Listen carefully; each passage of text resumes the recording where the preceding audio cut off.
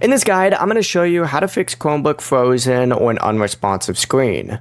This is Aiden from JustPause, and before we get into this guide, make sure to like the video and subscribe to the channel with all notifications on. It really does help with the channel and it lets us know that you want more content like this, so we greatly appreciate it. If at any point throughout this guide you did have any questions, just ask them down in the comment section below and we can help you out further. I'm going to be doing my best to reply to every single comment down there. First things first, what you need to do is press and hold the power button down for 10 seconds until the screen turns black.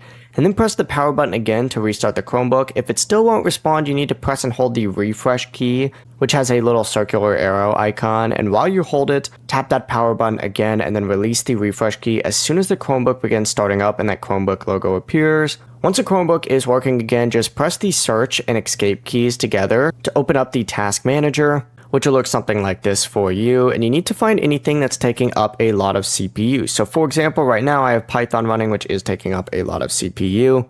You'd essentially want to find whatever it is, select it, and hit end task right here. In my case, I'm not actually going to do that, but that's what you're going to want to do for yours. This should stop the program causing the Chromebook to freeze up for you. Before you do leave, make sure to like the video and subscribe to the channel with all notifications on. It really does help with the channel and it lets us know that you want more content like this. We'd greatly appreciate it. And if at any point throughout this guide you did have any questions, just ask them down in the comment section below and we can help you out further. I'm going to be doing my best to reply to every single comment down there. Peace.